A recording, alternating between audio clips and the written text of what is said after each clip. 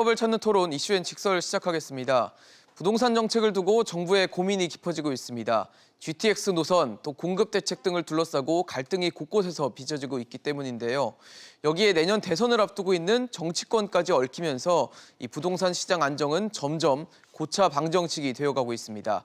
정부가 과연 이 문제를 어떻게 접근하면 좋을까요? 지금부터 이야기 나눠보겠습니다.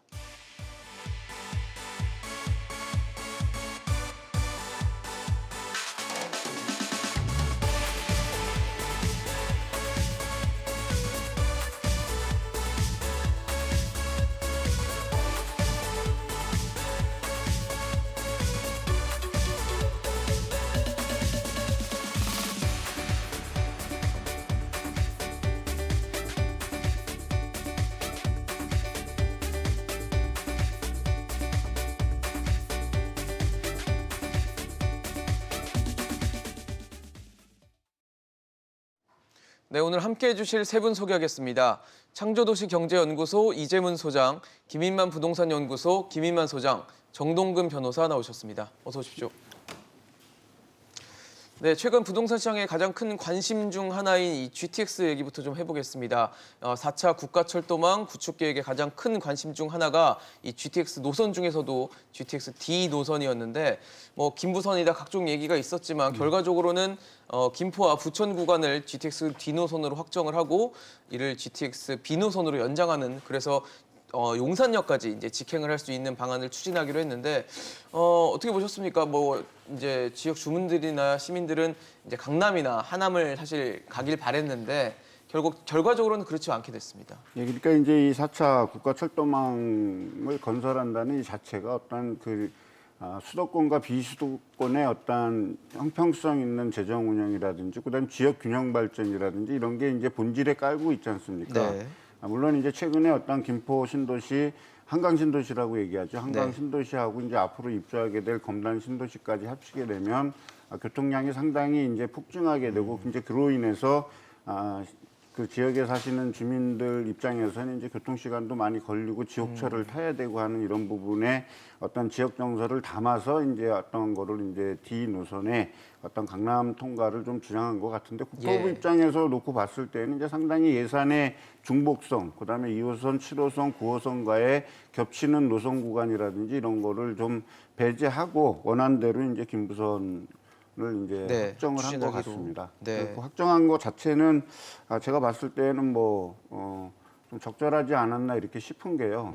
어떤 지역 이기주의라고 좀 표현해서는 죄송합니다만 그런 지역 이기주의와 어느 한 지역에 과다한 예산을 편중돼서 쏟는다라는 거는 다소 정책 추진에 좀 무리수가 있다라고 보여지고 이제 이번에 4차에 빠졌다 그래서 이것이 수정 보완되지 않는 것이 아니기 때문에 그런데 지역 주민의 의견들을 지속적으로 건의하고 개선하는 방향으로 사업을 추진해 나가는 쪽으로 가야 될 것 같습니다.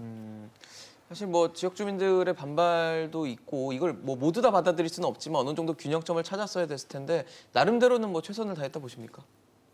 이게 뭐 보는 관점에 따라서 있겠죠. 주민들 입장에서는 최선을 다 안 했다라고 당연히 보실 생각을 수 할 있겠죠. 거고요. 정부 입장에서는 뭐 소장님 말씀하셨듯이 예산의 문제, 형평성의 문제, 효율적인 문제, 또 정책의 일관성 문제 때문에 강남 연결을 사실 받아주기는 힘들었을 거예요. 뭐 여러 가지로 사실 강남을 연결해버리게 되면 이게 지하철 9호선하고 비슷하게 연결이 돼버리거든요. 그래서 9호선이 강남까지 그렇죠. 가죠. 강남에서 이제 하남 네. 나중에 이제 연결이 되겠지만 걸로, 그까지 예정이 되어 있기 때문에 정부 입장에서는 들어줄 수는 없는데 지역 주민들 입장에서 이제 이야기를 들어보면 상당히 불편하단 말이에요. 지금 가보면 뭐 얼마 전에 이낙연 전 대표께서도 가서 이제 체험을 직접 하셨지만 타봤죠. 예.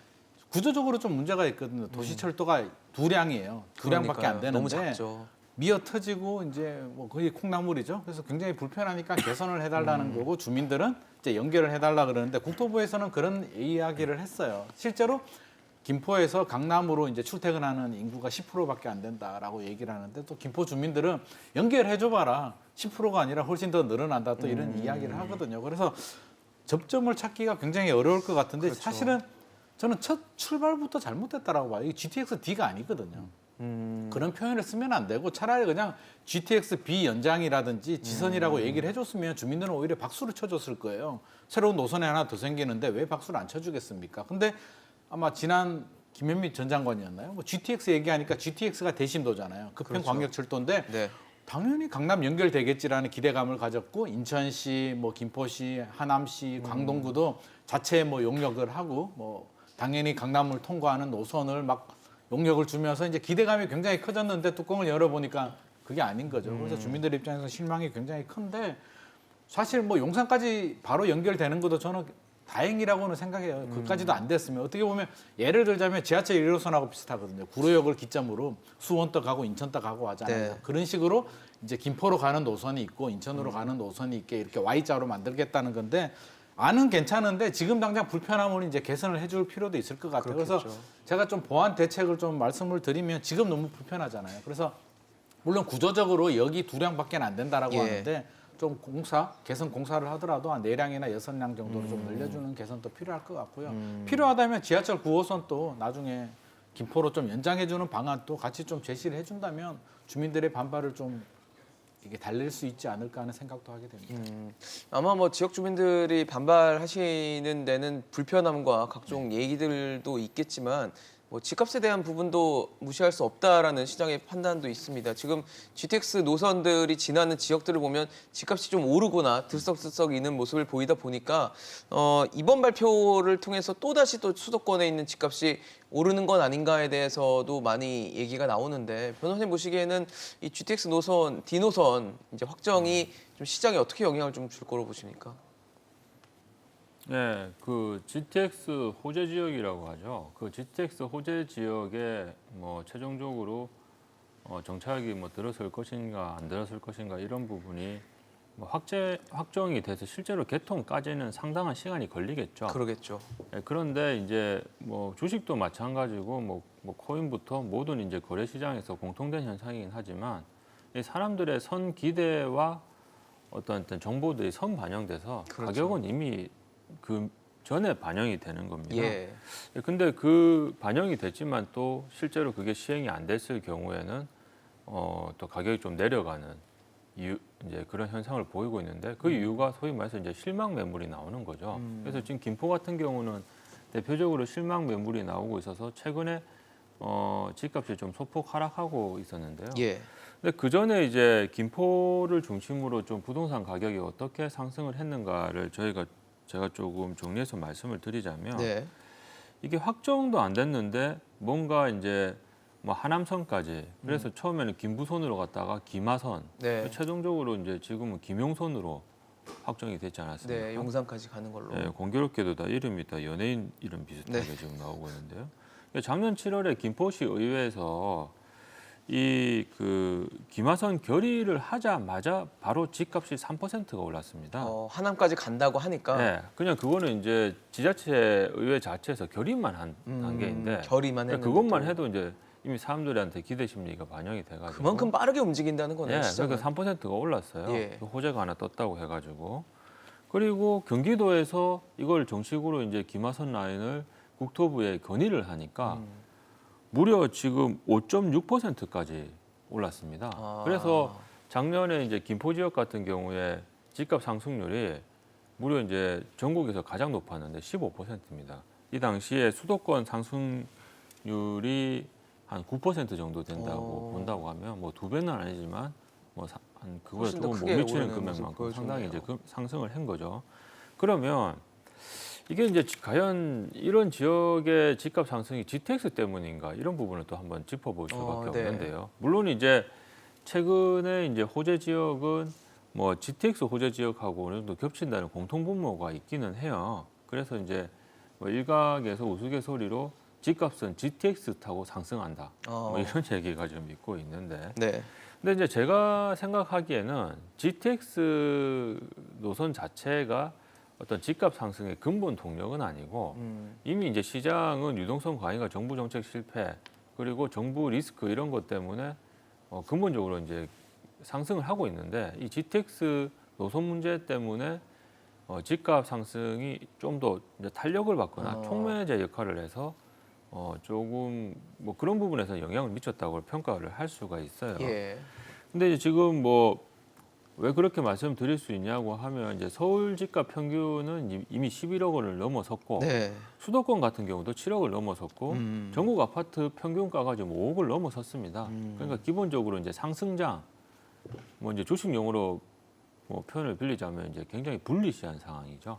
네, 이제 뭐 그런 상황이긴 한데, 근데 결과적으로 그러면 향후 GTX 노선이 뭐 최종적으로 확정이 되고 이런 거에 따라서 집값 등락이 어떻게 될 것인가, 이 부분에 대해서 말씀을 드리자고 하면, 지금 뭐 나중에 또 뭐 잠깐 얘기 드릴 기회가 있겠지만, 지금 중저가 아파트도 15억 원을 넘어섰습니다.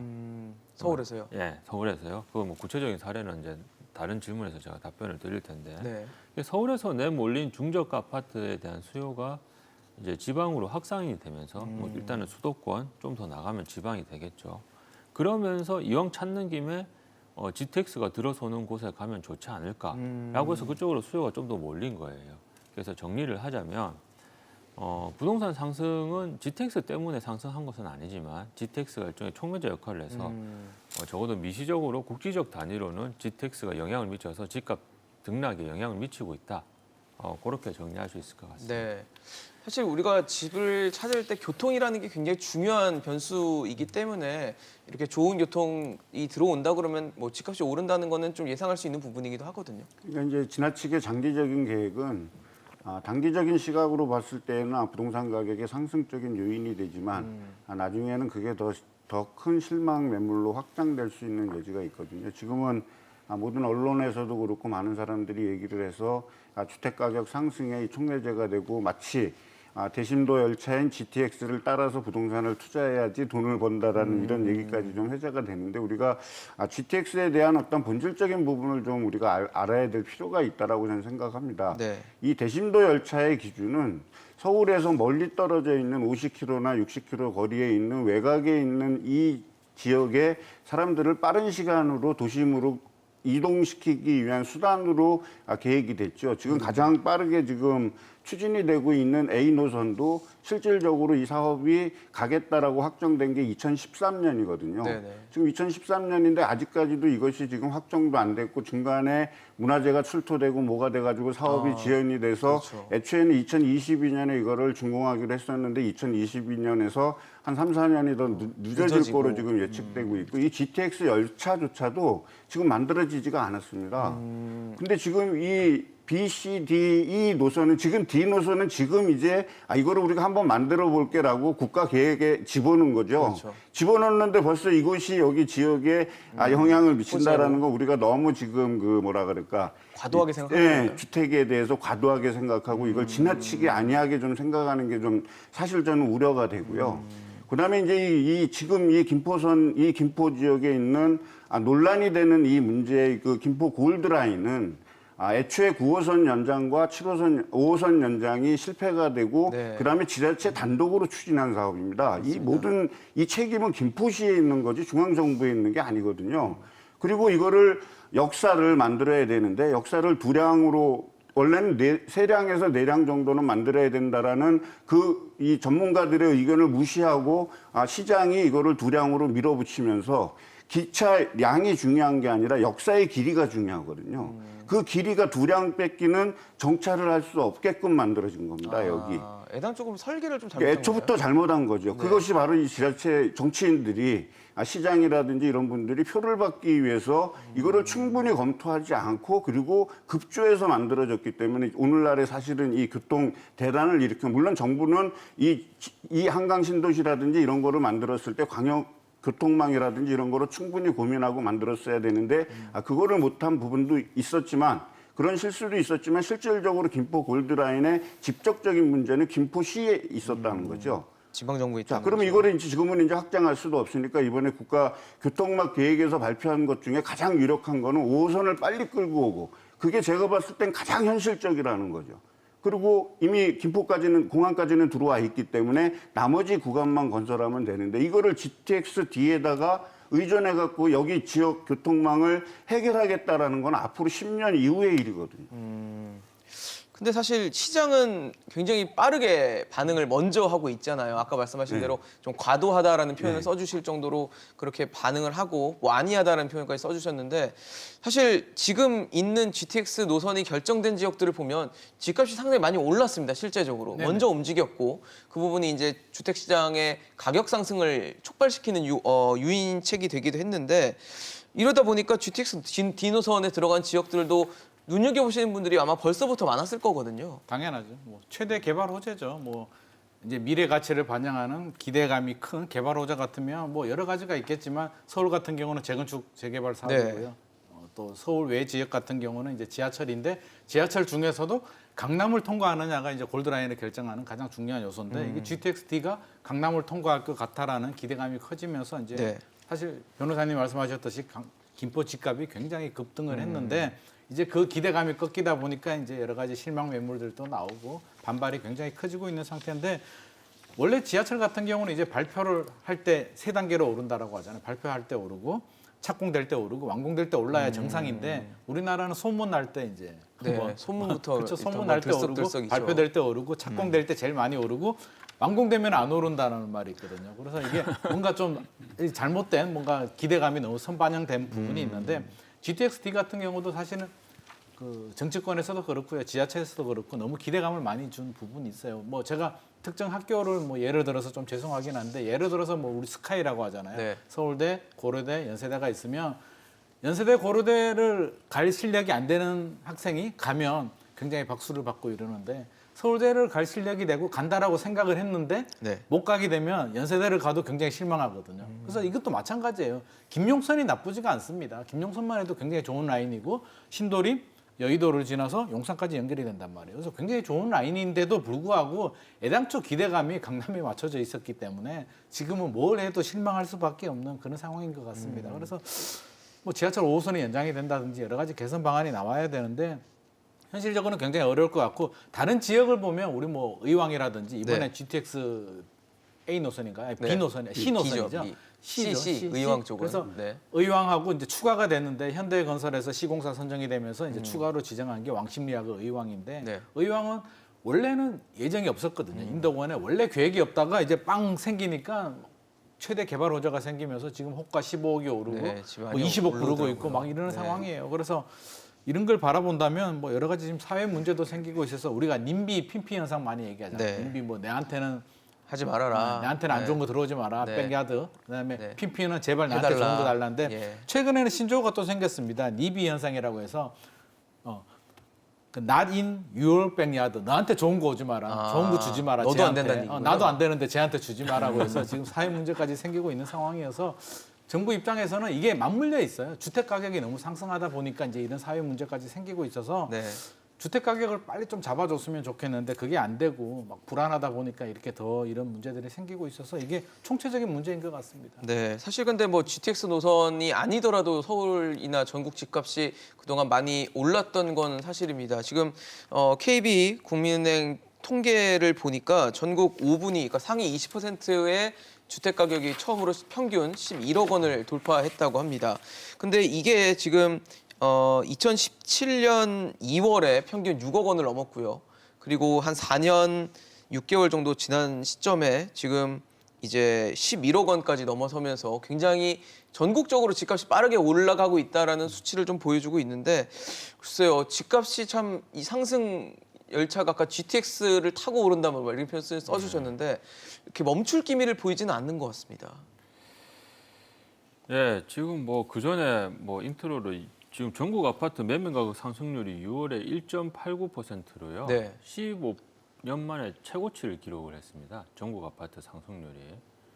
이게 제가 생각했을 때 지금 정부들이 이거 지금 걷잡을 수 없이 번지는 이 집값 상승을 보고 제가 저축건대는 약간 자포자기 심정이 아닐까 싶어요. 지금 뭐 1년 남은 기간 동안 또 다른 뭐 정책을 줘서 뭐 부작용만 일어날 것이다라는 뭐 내부적인 지금 각성도 있기는 있는데 예. 사실 지금 총체적으로 난국인데 뭐 제가 그 김인만 소장님한테는 죄송하지만 아까 대기실에서 재밌는 얘기를 들었는데 네. 속초 투룸이 지금 5억이 넘는다고 했어요. 어디가요? 속초 투룸이 네. 5억이 속초에 넘습니다. 있는 예. 투룸짜리 투룸이. 집이 그래서 제가 기사에서는 강원도 지역까지도 지금 그 매매 가격 지수가 100이 넘었다라는 기사를 본 적이 있는데 또 이제 실질적인 케이스를 말씀을 해 주시니까 네. 혹시 뭐 얘기하실 건데 제가 미리 가로챈 게 아닌가 좀 죄송하긴 한데. 그 정도로 집값이 뭐 예. 지역도 이제 많이 오르는 상황이라는 그러니까 말씀을 이제 지금 해주시는 이게 거죠. 물론 서울에서 촉발되긴 했지만 이 현상이 지금 서울에 국한된 건 아니고 전국적으로 지금 확산되고 있는 추세입니다. 그래서 이게 마치 뭐 산불이 지금 크게 번지는 듯한 느낌이 있어서 이걸 어디서부터 손봐야 될지 모르는 상황인데요. 그래서 이제 이런 지금 뭐 거대한 웨이브를 뭐 감소시키는 방법은 정말 충격적인 외부적 요인, 뭐 우리 사례를 들자면 뭐 IMF, 28 리먼 이런 게 오지 않은 이상 정말 뭐 단기적으로 시장에 충격을 주는 어떤 정책주의, 정책 만능주의 이런 관점에서는 사실 이거에 잡힐 것 같지는 않아요. 좀 시간을 두고 공급이 확대되는 효과가 서서히 나타나고 그다음에 금리도 어느 정도 조정이 되고 시중에 이제 지금 풀려 있는 유동성이 생산이나 실물, 기업 쪽으로 좀 흘러가고 이런 것들이 기본적으로 체질 개선이 되면서 돼야 되는 거지 아주 미세하게 어떤 테크니컬한 정책을 가지고 이 문제를 근본적으로 해결할 가능성은 제가 봤을 때는 별로 없어 보이고요.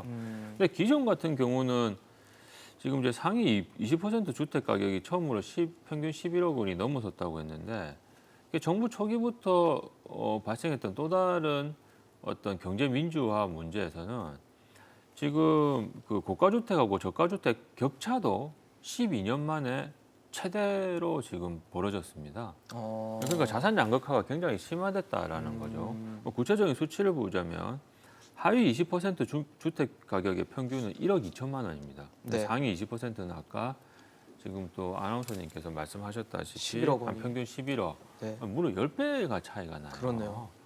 네, 그리고 지금 뭐 그것뿐만 아니라 서울 중위 가격 같은 경우는 이제 10억 원 정도인데 전국적 중위 가격은 한 5억이라 해서 거의 그것도 2배가 차이가 나요. 그러니까 사람들이 이제 서울 집값 하나 가지고 있으면 뭐 노후 걱정은 크게 하지 않는다. 왜냐하면 뭐 내가 집에 있어서 내 개인적 인프라는 확보를 하는 측면도 있지만 그게 나중에 올라서 나의 노후 자금이 된다 이런 기대까지 가지고 있어서 그렇죠. 뭐 더 그런 어떤 차이가 심해질 것 같은데 근데 구체적인 케이스를 한번 보자고 하면 지금 이제 중저가 아파트 같은 경우도 상당히 가격이 많이 올라가지고 이 중저가 아니던데요, 아파트를 이제? 중저가로 볼 수 있는지 고가로 편입을 시켜야 그러니까요. 되는지 이제 이런 게 그게 있어요. 모호할 그런데 정도로.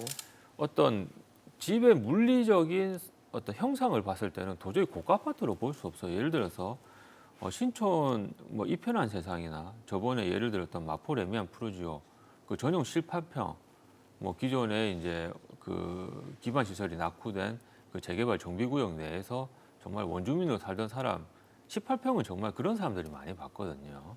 근데 그런 사람들의 집값이 실거래가가 지금 15억 원이 넘었습니다. 근데 사실 우리가 한 5, 6년 전, 뭐 조금 더 가서 한 7, 8년 전에 18억짜리 정말 서민형 아파트잖아요. 18억이 아니라 18평. 네. 예, 18평이 15억 이상 한다? 그것도 투기 가열 지역에 묶여가지고 15억이 넘었기 때문에 대출조차 안 되는 구입하기 힘든 아파트다. 이런 건 상상도 하지 못했단 말이에요. 근데 지금 이게 현실이 되고 있는 마당입니다. 그래서 근데 또 뭐 좀 직접적인 예는 아니지만 또 재밌는 하나 예를 들자면 이제 다주택자들의 양도소득세를 산정함에 있어서 공시가 1억 미만의 주택은 양도세 산정 주택에서 제외가 되지 않습니까? 그래서 지금은 그 제한을 해놓으니까 공시가 1억 미만의 주택조차도 뭐 거기서 쓸어 담는 지금 이런 현상까지 일어나고 있는데 그거는 근데 거시적인 이제 집값 전망을 좀 말씀을 드리자면 지금 한은에서 이제 금리 인상 논의가 있지는 하지만 사실 이제 이게 뭐 대선 시국이 다가오면서 정치권의 눈치를 봐서 당분간 그렇게 급격하게 올릴 것 같지는 않아 보여요. 그리고 실제 많은 사람들도 그 부분에 대해서 이제 어느 정도 조금 그렇게 동의를 하고 있는 부분인데 근데 결국은 지금 경제 성장률도 어느 정도 회복이 되고 있는 추세이긴 하지만 과연 고용의 질이나 뭐 실업률 해소 이런 부분에서 질적 선장이 이루어졌는가 이런 부분에 대해서는 조금 전문가들이 좀 회의적 견해가 있습니다. 네. 결국 지금 내 집 마련의 수요가 서울에서 이제 집을 구입을 하지 못한 사람들이 사실 전국적으로 지금 퍼지고 있는 마당인데 그렇다고 하면 주택 공급 확장 정책으로 어느 정도 선회를 하기는 했지만 그 효과는 빨라봐야 5년, 평균 뭐 길게 가면 10년 정도 걸립니다. 그럼 당장에 이렇게 집값을 예, 낮출 수 있는 그렇다고 요인이 이게 하면 어렵다라는 거죠. 최소한 고가주택은 보합세를 유지할 최소 2, 3년 정도는 보합세를 유지할 가능성이 크고요. 그렇다고 하면 지금 LTV 완화를 뭐 정치권에서 풀어주고는 있지만 뭐 풀어준다고 하더라도 이미 집값이 너무 많이 올라가지고 추가적으로 자기 에코티를 어느 정도 확보를 해서 집을 구입을 한다는 게 쉽지는 않죠. 그럼 결국은 어디로 모이겠습니까? 중저가로 모일 수밖에 없어서 제 중저가가 또 개인적인 오르네. 사견은 중저가 아파트의 어떤 집값 상승은 뭐 당분간은 계속될 것이다. 이렇게 말씀드릴 수 있을 것 같습니다. 근데 사실 지금 정부 뭐 홍남기 부총리를 비롯해서 정부에서는 이제 B2에 대한 경계심을 드러내면서 집값이 이제 하방 압력을 받을 수 있다라고 얘기를 하는데 시장은 계속 오르다 보니까 이제 이걸 보는 시장 참여자들이나 이런 분들은 믿질 않는 거거든요. 집값이 지금 떨어지겠어?라는 생각을 하거든요. 그러니까 이제 주택 가격이 이제 많이 오를 때는 오히려 구매 의욕이 훨씬 더 올라가죠. 그렇겠죠. 그러니까 더 많이 살라고 하다 보면 집값이 또 다시 견인이 되게 됩니다. 근데 이제 제일 중요한 게 경제 컨디션에서 놓고 봤을 때 그 집을 우리가 소득이 증가한 상태에서 소득의 비율을 어느 정도 맞춰줘가면서 주택을 구입했을 때는 리스크가 약한데 이게 전부 대출을 기준으로 해가지고서 기반으로 해서 주택을 샀을 때는 외부 충격에 상당히 약한 취약하죠. 부분이 있죠. 예. 그런데다가 이제 최근에 이제 몇 년 동안 주택 가격이 오르는데 너무 많이 올랐습니다. 사실 네. 그게 이제 우리 경제 현상하고는 사실 좀 괴리가 된 부분들이 좀 있다라고 저는 생각을 하고 있는데 그럼에도 불구하고 지금 주택 가격이 이제 조금 잡히는 듯 하다가 다시 올라가고 잡히는 듯 하다가 다시 올라가고 한다라면 지금 이후에 올 하반기에도 결국에는 거래량도 그렇고 주택 가격도 그렇고 그다음에 이런 부분들이 롤러코스터를 타면서 완만한 우상향을 그릴 거라고는 보고 있습니다. 이제 그것이 시장에서는 이제 시장의 변화에 따르는 시그널이 지금은 현재 한국은행에서도 그렇고 홍남기 부총리도 그렇고 이제 금리 인상에 대한 거를 이제 가시화를 해서 연내 한 1회에서 2회 정도 올리겠다라는 부분이 이제 지금 나오고 있지 않습니까? 네네. 물론 그것도 이제 앞으로 가봐야 알겠지만 그렇겠죠. 네. 그렇게 해서 이제 금리 인상이 어느 정도 된다 그랬을 때는 적어도 이제 2회 이상 정도의 금리 인상이 된다 그랬을 때는 집값에 직접적인 영향을 미칠 거라고 보거든요. 어쨌든 올해 하반기 쪽에 부동산 시장은 약간 롤러코스터를 타면서 우상향의 그림을 그리겠지만 지금은 이제 이 주택 피로도가 가격 상승에 대한 피로도가 상당히 높아져 있습니다. 그렇죠. 물론 이제 거래량이라든지 이런 것들이 이제 뒷받침이 어떻게 되느냐에 따라서 앞으로 시장 상황을 우리가 예측할 수 있겠지만 그것이 이제 조금 더 현실화가 되고 거래량이 조금 줄어드는 방향으로 간다라면 네. 이미 이제 그 주택 가격은 어느 정도 이제 꼭대기에 올라오지 않았을까라고 이제 저희는 보고 있는 거죠. 근데 뭐 꼭대기에 올라왔다라는 표현을 써주셨지만 진짜 꼭대기라고 생각할 정도로 가격이 높긴 합니다. 정말 많이 올라오긴 했거든요. 네네. 근데 이게 이제 차후에 정말 꼭대기가 또 다른 꼭대기를 더 그릴 것인지 아니면 이제 정말 떨어지는 것으로 갈 것인지는 참 각자의 생각이 좀 다르실 것 같아요. 이게 제일 고통스러운데요. 사실 작년 또 꼭대기인 줄 알았거든요. 그러니까요. 대다수 정말 많이 국민들은 올랐습니다. 재작년 또 꼭대기인 줄 알았고 계속 꼭대기인 줄 알았는데 알고 보니까 꼭대기가 아니라 네. 바닥이었고 산 더 넘어 올라가야 산이죠. 되고 산 넘어 산 네. 지금 그런 양상이어서 저도 굉장히 난처한 게 이제 많이 질문을 받아요. 지금 사야 되냐? 그거 많이 꼭지냐 물어보실 것 그러는데 같아요. 며느리도 모르는 걸 제가 어떻게 그러니까요. 알겠습니까? 그래서 필요하면 사시고 뭐 리스크 관리가 안 되면 사지 마라라는 원론적인 얘기를 할 수밖에 없는데 지금 굉장히 안타까운 게 홍남기 부총리께서도 이제 경고를 하셨어요. 집값 하락에 대한 경고를 하셨고 다 맞는 말씀이에요. 소장님 말씀도 맞고 변호사님 말씀도 맞고 홍남기 부총리 말씀도 맞는데 맞는 말인데 현실에서는 이걸 받아들이기가 어려운 게 여전히 집값은 안 떨어지고 있고요. 꼭지라고 생각하고 많이 올랐다고 생각하고 굉장한 피로감을 느끼고 있음에도 불구하고 집값은 천정부지에 오르고 있고 강남 집값만 오르면 우리 동네 아니니까 뭐 그냥 부자들 그들만의 리그니까 괜찮겠는데 이제는 서민 다 같이 주거 오르죠. 지역들 뭐 외곽 예. 지역들까지 소형 아파트 다 오르다 보니까 이제 강 건너 불 구경할 수도 없는 상황이고 희망 고문도 없어졌어요. 작년까지만 하더라도 청와대나 정부 여당에서 집값 잡겠다 믿고 기다려 달라라는 나름대로 희망 고문이라도 있었는데 최근에는 희망 고문 메시지가 없어져 버렸거든요. 집값 잡겠다라는 시그널은 없고 대출 좀 늘려줄 테니까 알아서 해 사라는 시그널을 주게 되니까 국민들은 더 불안한 것 같아요. 그래서 뭔가 희망을 찾아야 되는데 그 희망을 제가 볼 때는 정부도 지금 못 찾고 있는 것 같고요.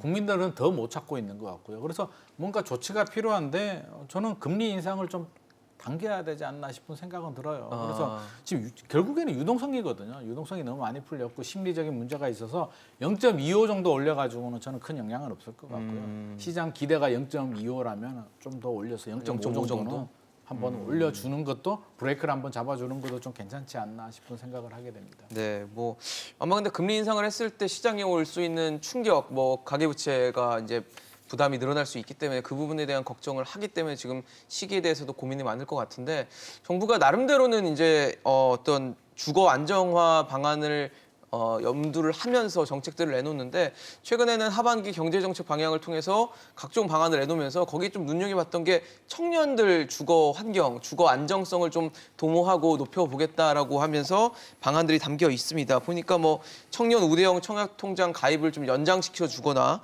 또 월세 무이자로 20만 원까지 대출해주는 뭐 이런 방안들을 내놓으면서 청년들이 조금은 이 주택 안정에 대한 꾀할 수 있고 또 주택 부담을 좀 덜 수 있는 그런 방안이 좀 들어가 있는데 제일 중요한 건 실제적으로 정말 해결이 돼야 되는 거거든요. 부담이 덜어져야 되는 거거든요. 좀 실효성이 있다 보십니까, 변호사님? 네, 뭐 이 질문은 좀 질문 자체가 좀 특성이 있는 질문인데요. 그 뭐 답은 뻔하죠. 뭐 저기 중고등학생만 돼도 뭐 답은 다 맞출 것 같은데 근본적인 대책은 안 되죠. 네, 대책은 안 되는데 그럼 네. 왜 안 되냐? 뭐 그런 부분이 상당히 지금까지의 질문과는 다르게 좀 원론적이고 추상적인 답변을 드릴 수밖에 없는 부분인데 네. 지금 정부가 추진하고 있었던 뭐 전세 임대주택 5,000호, 그다음에 청년의 월세 20만 원 무이자 대출 뭐 이런 거 다 좋아요. 뭐 이것까지 이런 성격의 정책이 좀 더 나가면 뭐 코로나 뭐 재난지원금 같은 건데 도움이 됩니다. 안 받는 것보다는 받는 게 낫죠. 부담 덜 근데 될수 결국은 있는 질문이 도움이 되냐가 아니고 네. 이런 고민을 근본적으로 해결을 할 수 있는가? 이 질문이지 않습니까? 그건 당연히 아니죠. 그럼 왜 근본적으로 해결이 안 되고 그럼 근본적으로 해결하는 방안이 뭐냐? 뭐 이것까지 답변을 드려야 될 것 같은데 그 뭐 식상한 명언 중에 하나가 최고의 복지는 최고의 일자리지 않습니까? 아, 고용이겠죠. 그건 당연하죠. 그 뭐 개인의 인생, 개인에 대해 고기를 던져주는 게 아니고 뭐 고기를 잡을 수 있는 방법을. 능력을 가진 인간을 만들어주면 그것만큼 좋은 복지가 어디 있어요. 그런데 이렇게 얘기할 수는 있겠죠. 일각에서는 그래 일자리가 창출이 돼가지고 취업을 했다고 치자.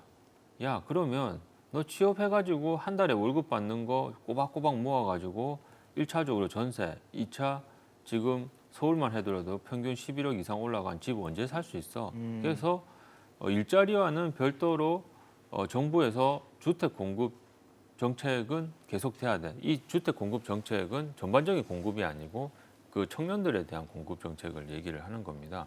그런데 잘 한번 생각해 보세요.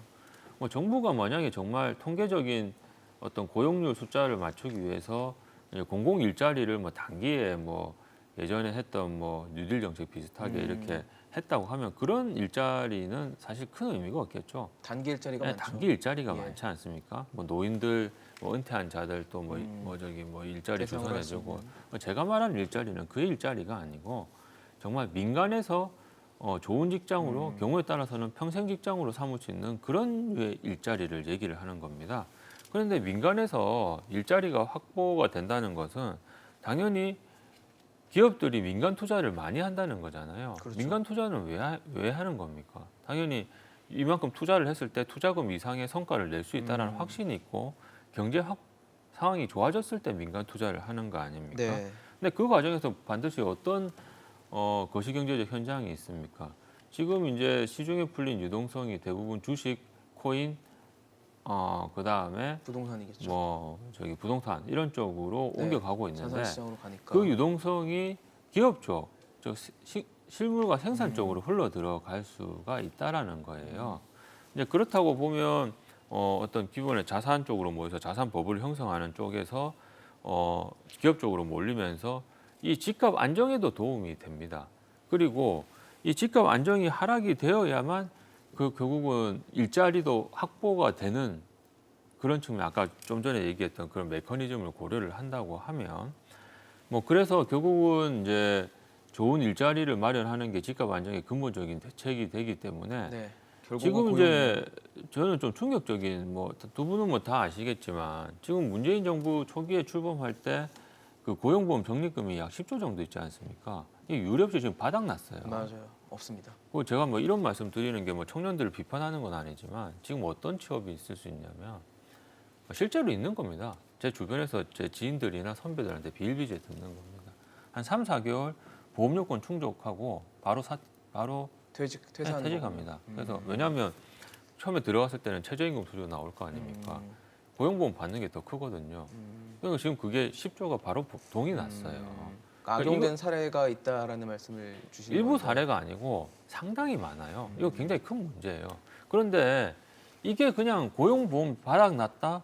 이거 보험의 재정적 건전성을 어떻게 유지할 거냐 이 문제가 아니라 이거는 다른 측면에서 해석을 하면 근로의욕이 상실됐고 더 이상 이제 노동의 가치를 긍정적으로 인정하지 않는다는 것 쪽으로 사회학적으로 해석을 할 수 있어요. 그렇죠. 그럼 보세요. 우리가 이런 현상이 발생하게 되는 게 뭐 그렇게 뭐 고용보험을 뭐 타먹는 이제 개인 청년들도 뭐 그 문제라고는 할 수는 없지만 보세요. 주변 자기는 열심히 일해서 한 달에 뭐 한 200~300 받는 수준인데 주변에서는 뭐 영끌해서 집 샀는데 네. 뭐 뭐 한 몇 한 달 억이 만에 올랐다 1, 2억 이러니까. 올랐다. 뭐 코인 투자했는데 뭐 한 2, 3억 벌었다. 일하고 싶겠습니까? 그러니까요. 상대적 박탈감이 분명히 네, 일 안 존재하기 하죠. 때문에 그래서 그 부분에 대한 해결책이 예, 좀 근본적으로 필요한데요. 예, 근본적인 해결책을 잠깐 말씀드리고 뭐 질문을 마무리를 하자면 그러니까 결국은 이런 식의 어떤 혜택은 도움이 됩니다. 단기적으로요. 근데 그게 그 사람의 인생에서 소위 자생할 수 있는 능력을 근본적으로 어떤 확보해주는 펀더멘탈한 정책은 아니고요. 네. 당연히 이제 기업들에게 활력을 불어 넣어줘야 하고 그렇게 해서 기업들이 고용을 창출하려면 당연히 거시 경제적 환경 부분까지 고려를 해서 유동성이 또 기업 쪽으로 흘러 들어갈 수 있게 소위 말해서 부동산, 코인, 주식 이런 거 아니라도 돈을 벌 수 있는 기회는 많다. 이런 것들을 기본적으로 환경 개선을 해줘야 사실 청년 문제가 해결이 되는 거다. 뭐 이 정도로 말씀드릴 수 있을 것 같습니다. 사실 지금 앞서 말씀드렸던 부분들을 보면 집값은 오르고 이제 정부가 나름대로의 대책을 내놓고 있지만 여전히 이 정부에 대한 신뢰가 없는 것 같아요. 이제 사실 LH 사태로 촉발되면서 굉장히 그 전에도 무너져 왔던 신뢰가 아주 대폭 이제 바닥까지 치닫는 이제 꽂히는 상황이 됐고 지금 현재도 그 신뢰가 살아났다고 보기 좀 어려운 상황인데 LH 비리만 봐도 뭐 직원들이 부동산 법인 세워서 뭐 이제 투기했다라는 얘기도 있고 또 그 청와대 비서관 중에 지금 김기표 전 비서관 같은 경우도 직책이 원래 반부패 비서관이었습니다. 근데 이제 투기가 본인은 아니라고 해명을 했지만 그 부분에 대한 이제 정황과 의혹들이 나오면서 결국 지금 사퇴를 뭐 사실상 경질이죠. 경질이 된 상황이 됐는데 이렇게 가다 보니까 정부가 인사검증 시스템부터 문제가 되고 그리고 그동안 무너졌던 신뢰를 되살릴 만한 의지가 없는 거 아니야라는 뭐 의구심까지 가질 정도로 지금 정부에 대한 신뢰가 없거든요. 그러니까 임시 처방 미봉책이 돼서는 안 되는데 LH 사태는 제가 방송에 여러 번 나와서 LH는 해체해야 된다라고 저는 말씀을 드렸고요. 네. LH가 지금까지 해왔던 많은 일들 중에 현장에서의 어떤 그 부도덕한 행위들은 황금어장이 될 수도 있다라고 제가 한번 말씀드린 것 같습니다. 근데 지금 이거를 본질적인 문제를 해결하지 않고 계속 이제 뭐라 그러냐면 수사에만 의존해 갖고서 나오다 보니까 국민이 좀 답답함을 느끼는 부분이 있기 그럴 것 때문에 같습니다. 개혁 수준에 가까운 거를 해야 되는데 자꾸 이제 그것이 지연되고 있다라는 거죠. 지연되면서 계속 추가적으로 이제 범죄 행위들이 이제 발표가 되고 나오고 조사가 되어지는 과정이 있기 때문에 정부는 좀 더 본질적인 문제를 해결하기 위해서 좀 노력을 해야 될 것 같고요. 나름대로 혁신안으로 내놨던 게 별로 혁신적이지 않았다라는 네. 미흡하고 그 부패가 이번 정부에서만 있었던 것이 아니라 오랜 세월 동안 누적이 되었던 관행으로 이어진 것들이 상당히 많거든요. 네네. 그러니까 그런 부분들에 대한 개선을 좀 현실적으로 내놔야 되는 부분이 중요할 것 같고요. 그다음에 그 반부패 비서관에 대한 비서관도. 청와대 검증 체계에 를 하기 위해서는 사실 청와대에서 모든 거를 다 인사검증을 할 수 있는 시스템을 구축해야 되는데 사실 매번 이렇게 반복이 되면서도 그 그거에 시스템을 개선하기 개선이 위한 안 어떤 되는. 의지 이런 것들이 좀 보이지 않기 때문에 요걸 자초하는 것이 아닌가 저는 이렇게 생각을 합니다. 네. 근데 뭐 이제 임기 한 1년 정도 남았는데 이거를 개선한다고 해서 국민들한테 신뢰가 이어질 것 같지는 않으니까요. 일단 뭐 봉합하는 걸로 이제 나가는 게 조금 이제 안타까울 뿐입니다. 네. 사실 LH 사태가 의혹이 촉발됐던 게 3월 초인데 이 김기표 전 비서관이 임명이 됐던 게 3월 말입니다. 그러니까 그 이후의 일인데 이렇게 검증 시스템이 잘 안 됐다는 것 자체도 뭔가 문제가 있고 여당 대표인 송영길 대표도 인사 시스템에 대한 지적을 했거든요. 네. 이게 사실 국민 정서하고 안 맞죠. 뭐 예전 같으면 충분히 용납이 될 수도 있는 부분이었는데 지금 사실 통제불능 상태잖아요. 총체적 난국이고 국민들은 지금 굉장히 분노, 격앙돼 있는 상태에서 이게 용납이 안 되는 거죠. 이게 공정의 문제인데 결국에는 변호사님 말씀하셨듯이 공정의 문제예요. 내가 열심히 일하고 노력하는 만큼 네. 나는 그에 대한 결과, 대가를 받고 싶은 건데 나는 열심히 뭐 취직도 잘 안 되겠지만 열심히 노력하고 이렇게 하고 있는데 옆에 누구는 뭐 아파트 하나 사서 몇 억 벌고 코인에서 몇 억 벌고 네. 또 굉장히 상대적 박탈감을 느끼고 있는데 솔선수범을 보여야 되는 그런 고위공직자들을 알고 보니까 같은 편이네? 또 투기를 했고 맹지를 샀네? 이게 굉장한 상실감을 주고 있기 때문에 저는 더욱 조심하고 이게 좀 진짜 조심했어야 되는데 3월 달이면 그 시기잖아요. 그렇다면 그렇죠. 그래도 반부패 뭐 비서관이잖아요. 네, 명칭도 반부패 반부패면 진짜 이러면 안 되는데 인사검증 시스템이 저는 너무 경솔하지 않았나 싶고요. 제가 보더라도 굉장히 지금 화가 나는 상황인데 네. 국민들 입장에서는 어떻겠습니까? 그래서 더욱 조심해야 되고 예전 같으면 관행적으로 이 정도는 이해할 수 있는 수준이었겠지만 지금은 국민들이 그게 안 되기 때문에 솔선수범을 해야 되고 국민들이 열심히 일한 만큼 결과 대가를 받을 수 있는 좀 그런 안정된 시스템을 구축하도록 당장은 안 되겠죠. 이게 네. 뭐 몇 달 만에 되겠습니까? LH도 마찬가지고요.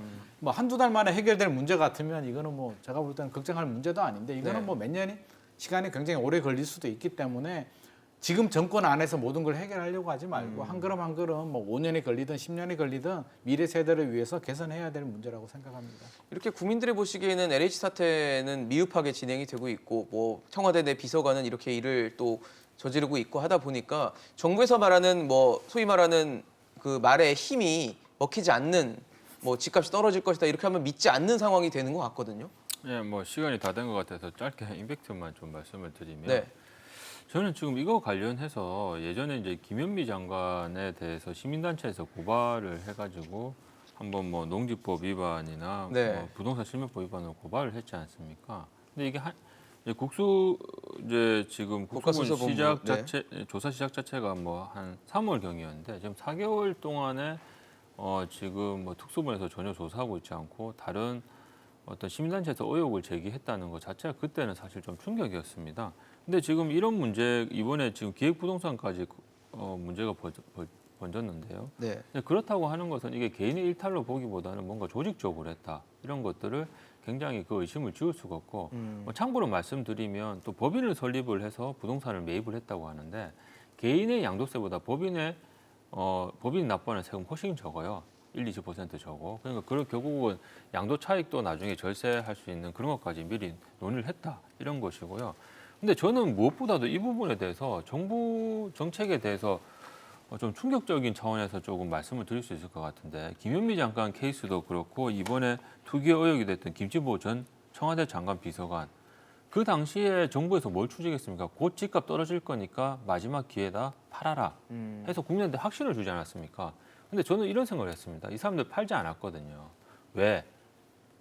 정부 정책 나도 실패할 거 아니까. 혹시 그렇게 생각했다고 하면 자기들 정책에 확신도 없는 사람들이 모여가지고 정책을 시행했다는 것 자체가 저는 굉장히 충격적이라고 봐요. 그렇네요. 예. 진짜. 왜냐하면 내가 속해 있는 지금 우리 당이 정책을 시행을 하는데 곧 떨어질 건데 그럼 난 당연히 팔아야지 이렇게 생각을 해야 되는데 그런 의혹을 가질 수 있는 계속 가지고 분명히 있다는 정황이 거는 있다라는 이 정책 부분인데. 실패할 거니까 그냥 좀 버텨봐. 뭐 이 정도 말씀드릴 수 있을 것 같습니다. 아무튼 뭐 이런 부분을 종합적으로 보라면 상당히 지금 뭐 충격이 클 것 같기는 한데요. 어쨌든 뭐 결론적으로 원론적인 말씀을 드리자면 LH 수사는 명확히 조사를 해서 철저하게 발본색원을 해야 될 거고 네. 거기에 더해서 연관되는 파생범죄까지 다 철저하게 수사를 해야 될 것으로 생각이 됩니다. 알겠습니다. 뭐 시간이 별로 없죠. 현 정부가 남아있는 시간이 별로 없는데 과연 얼마나 지금 무너진 신뢰를 되살리고 잘 유종의 미를 거둘 수 있을지 지켜보겠습니다. 오늘 이재문 소장, 김인만 소장, 정동근 변호사와 함께했습니다. 이슈앤직서로 오늘 준비한 소식 여기까지입니다. 지금까지 시청해주신 여러분 고맙습니다.